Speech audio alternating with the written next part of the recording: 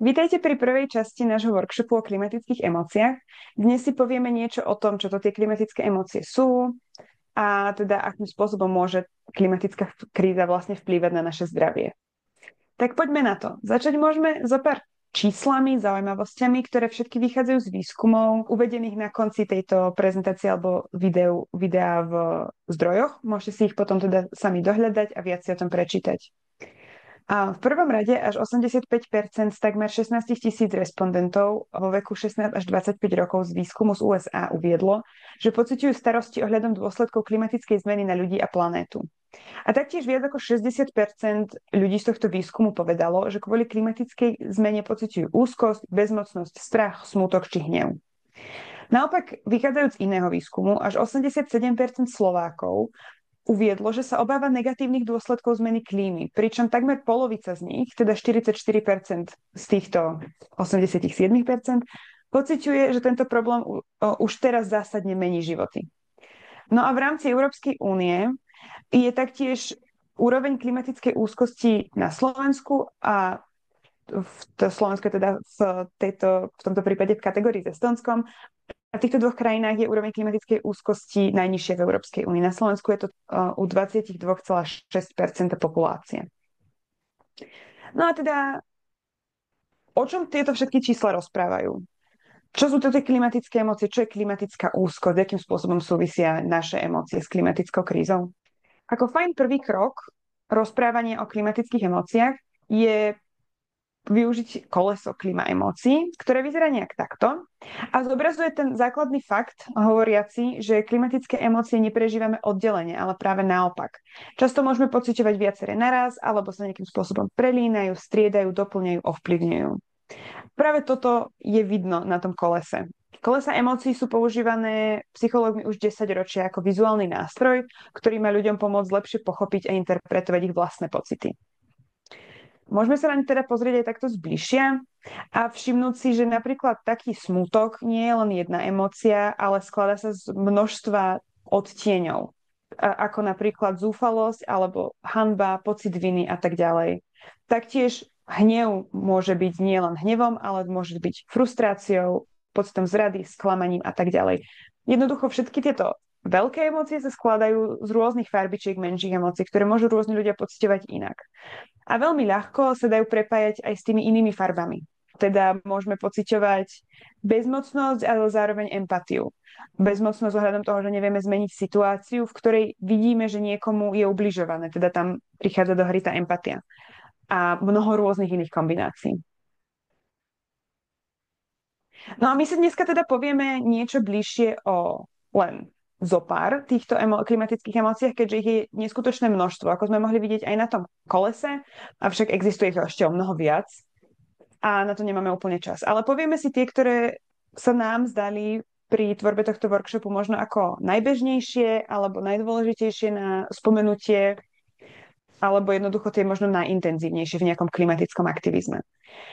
A tými sú v prvom rade úzkosť, žiaľ, hnev a v neposlednom rade nádej. Začneme úzkosťou. Čo to je úzkosť? Úzkosť sú vlastne silné pocity neistoty. Vychádza teda z nepredvídateľnosti situácie, pocitu straty kontroly nad situáciou a nejakého zahltenia.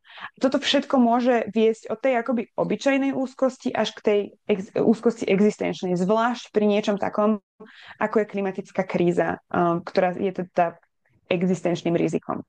Vychádza práve teda z tých zmien, ktoré klimatická kríza prináša, dopadov a z toho, že vlastne máme pocit, že to nevieme zmeniť. Dôležité je povedať si, je rozdiel medzi úzkosťou a strachom, aj keď sa často, zvlášť akože v kontexte klimatickej úzkosti, používajú tak nejak ako synonymá, ale je medzi nimi trochu rozdiel. Strach je totižto obava z niečoho reálneho, z niečoho konkrétneho, z niečoho, čo je tu a teraz. Môže to byť napríklad, keď stretnem v lese medveďa a bojím sa, či sa mi niečo nestane. Je tam niečo konkrétne riziko, ktoré je teraz predo mnou. Naopak úzkosť je trošku abstraktnejšia. Úzkosť je obava z niečoho, čo je neisté. Neviem, či sa to stane, neviem, čo sa stane, neviem, čo s tým robiť. Je tam jednoducho inherentná tá neistota. práve to je veľmi, veľmi, veľmi prítomné pri tej klimatickej kríze. Nevieme, ako to dopadne, nevieme, čo sa stane, nevieme, kedy sa stane.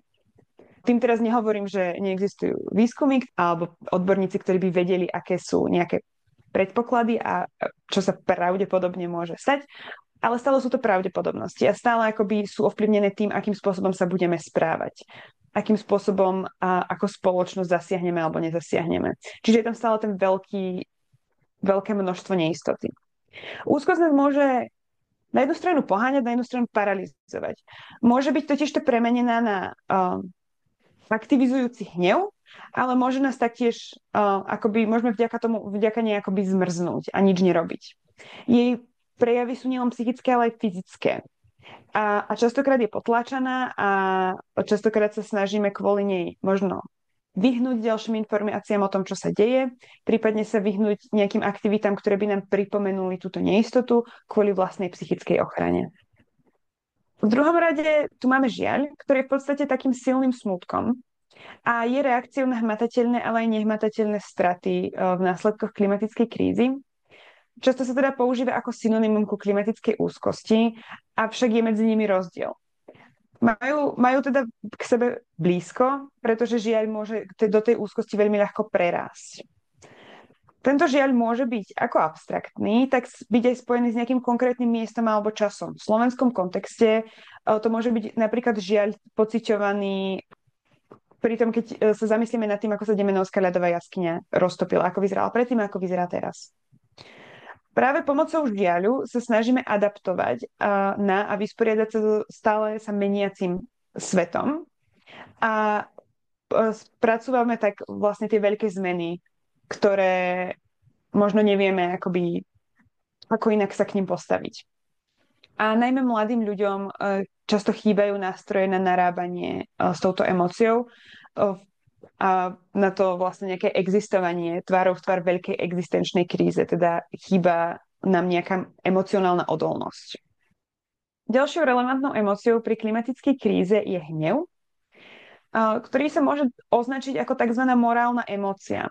Teda je silno prepojený s pocitmi nespravodlivosti a neprávosti. A najmä u mladej generácie sa môže taktiež spájať aj s pocitmi zrady alebo krádeže nároku na dobrý život. Pre hnev sú dôležité nejaké prekážky, ktoré sú vnímané na ceste k dosiahnutiu spoločného cieľa a to už môžu byť externé faktory a činitele, ako napríklad politici, firmy a tak ďalej, ale môže to byť aj človek sám. Tu sa hnev často prepája s prisudzovaním viny, ktorá je súčasťou nejakého toho vlastne nájdenia toho aktéra, tej prekážky, na ktorú sa môžeme hnevať. Hnev úzko súvisí s inými klimatickými emóciami a čo je dôležité, pri klimatickom aktivizme je veľmi produktívny. Niekoľkonásobne silnejšie dokáže motivovať klimatickú činnosť, než napríklad nádej, o ktorej sa často rozpráva. To, ako je hnev v klimatickom aktivizme vnímaný, je taktiež dosť rozdielne na globálnom severe versus na globálnom juhu, o čom si teda ešte o chvíľku niečo viac povieme. No a v neposlednom rade sa idem venovať nádeji, teda aspoň nejakej pozitívnej emócii. Nádej môže byť katalizátorom, ktorý premieňa potenciálne paralizujúci strach či úzkosť do hnevu, ktorý je následne orientovaný na konanie. Nádej a organizovanie sa navzájom posilňujú. Nádej je základom pre konanie, avšak môže byť aj jeho výsledkom, zvlášť ak ak sa organizujeme v nejakých komunitách, kolektívoch. Nádej môže vychádzať z rôznych zdrojov, ktoré môžu inšpirovať naše konanie a to môže byť či už z toho, že dôverujeme v seba a máme pocit, že niečo dokážeme zmeniť a môže to byť aj to, že existujú nejaké riešenia, ktoré vidíme, že môžu byť implementované a môžu niečo zmeniť. Avšak nádej môže byť do istej miery aj neúplne inšpirujúca, ak vychádza zo zdrojov typu, že máme pocit, že však nič také hrozné sa nedeje, niekto to vyrieši a tým pádom my nič nerobíme. Nádej môže byť, a často aj je v aktivizme využívaná ako náhrada za vinu alebo hanbu, ktorá je často aktivistkami a aktivistami pociťovaná v ich vnútri a je teda využívaná ako nový pozitívny prostriedok mobilizácie do akcie. Ako som teda už spomínala, klimatických emócií je veľké množstvo, je ich viac, ako je vidieť na tom kruhu. A ďalšie teda 4, ktoré možno len tak v rýchlosti spomeniem, sú napríklad zrada, ktorú som už načrtla pri tom hneve, teda je to hlavne u mladých ľudí pocit odobratia možnosti na dobrý život. Hanba, ktorá teda v angličtine sa používa slovo shame, čo môže byť prekladané aj ako vina, aj ako hanba, teda môžeme s ňou pracovať na týchto dvoch úrovniach. Teda napríklad, že my sa hanbíme za to, že sme nejakým spôsobom prispeli k tej klimatickej kríze, alebo že možno nerobíme všetko úplne dobre. Ale taktiež to môže byť vina, ktorú môžeme pripisovať niekomu inému, napríklad mocným, ktorí nerobia dosť na to, aby situáciu zmenili, aj keď môžu. Existujú teda aj emócie, ktoré sú špecificky klimatické, ako napríklad eutéria, ktoré je nejaké silné prepojenie, pocit silného prepojenia so zemou, alebo taktiež solastalgia, čo je akési smútenie za domovom, ktorý bol vlastne nejakými klimatickými zmenami premenený natoľko, že už to nie je ten domov, ktorý poznáme. Ako už som dnes veľakrát spomenula, tieto klimatické emócie sú v mnohom prepojené.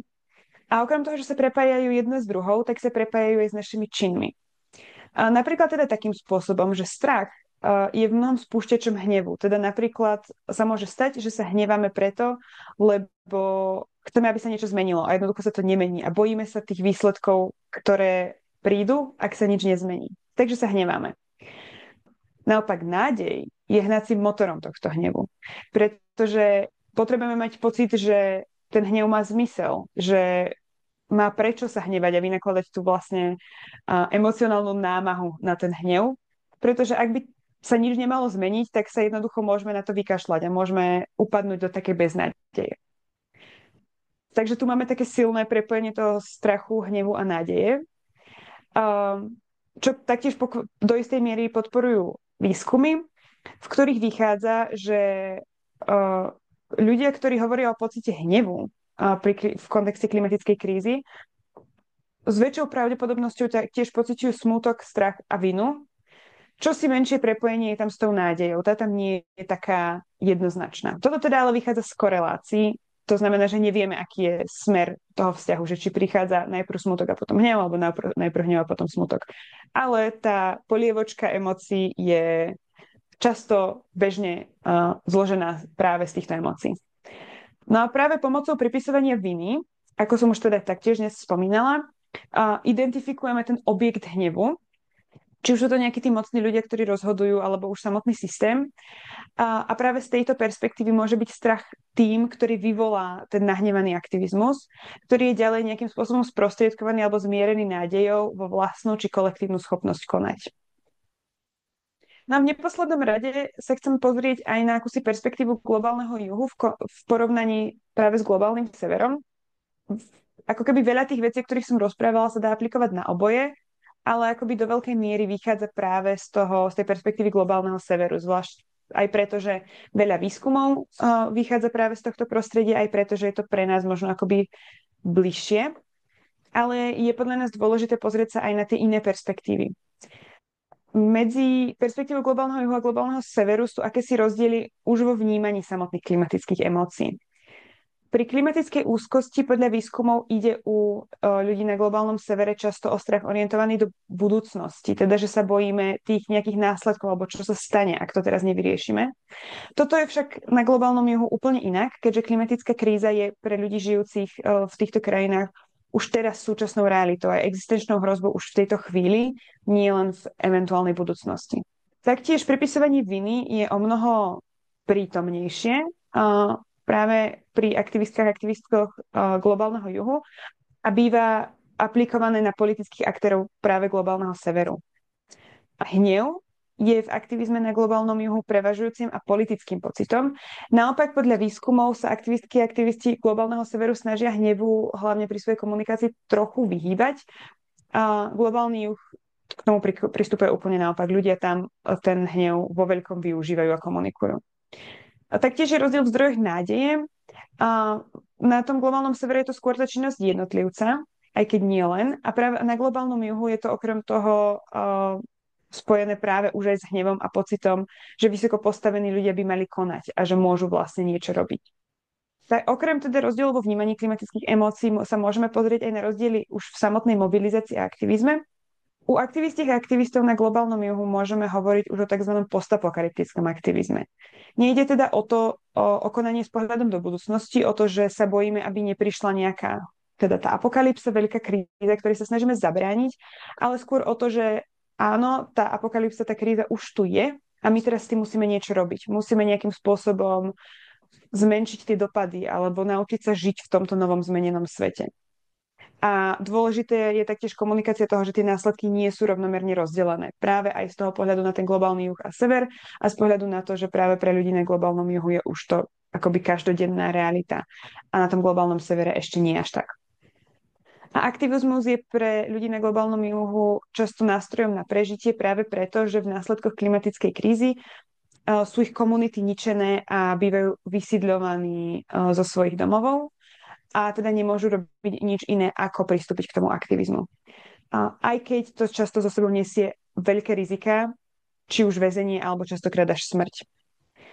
Dôležité pri tomto celom slajde, pri tejto téme je povedať, že všetky výskumy, z ktorých sme vychádzali, ktoré k tomuto existujú, ktoré sme boli schopní nájsť, alebo teda asi nie všetky, ale tie, ktoré sme my boli schopní teda prejsť, sú už zo pár rokov staršie, jednoducho kvôli tomu, že výskum nejakú chvíľu trvá a nemôže byť okamžitý aktuálny, takýto vlastne sociálny výskum. Ale vlastne vidíme, že tá situácia sa trochu mení. Teda napríklad aj to, že z výskumu vychádzalo, že aktivistky a aktivisti globálneho severu nevyužívajú hnev na komunikáciu. To je vlastne do istej miery už trochu iné. Taktiež sa tam komunikovalo o tom, že na globálnom severe ešte nepociťujeme tie následky klimatickej krízy, aspoň nie v nejakých katastrofických prejavoch. Ale vlastne my už teraz vidíme napríklad to tornádo, ktoré bolo na Morave pred pár rokmi, alebo opakované nezvládnutelné požiare v Amerike a podobne, teda konkrétne v USA. Takže akoby toto sa už trošičku mení, ale stále sú tam citeľné spomínané rozdiely. No a máme tu ešte taký reminder na záver, niečo, na čo možno myslieť pri tejto celej téme, a teda to, že všetky tieto emócie sú adekvátne, sú v poriadku a sú normálnou reakciou na klimatickú krízu, ktorá môže byť, ktorá je teda hrozbou pre nás ťažko uchopiteľných rozmerov. Či už ide o ten hnev na ľudí pri moci, ktorí majú tú najväčšiu zodpovednosť za súčasný stav a schopnosť niečo zmeniť, alebo ide o nejaký pocit stiahnutého hrdla a zmrznutia kvôli nečinnosti a kvôli tejto vlastne klimatickej úzkosti. A nie je za čo sa hanbiť a vnútorne sa ubíjať.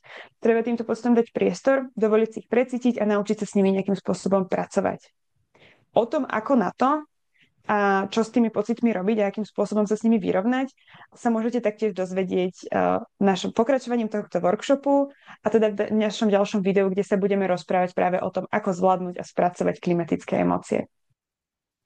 Ďakujem, že ste tu so mnou dneska boli. Tu si môžete pozrieť zdroje, ktoré sme pri príprave tejto prezentácie používali a teda prečítať si aj niečo viac, ak by vás to zaujímalo. A dúfame, že sa vidíme pri ďalšom videu.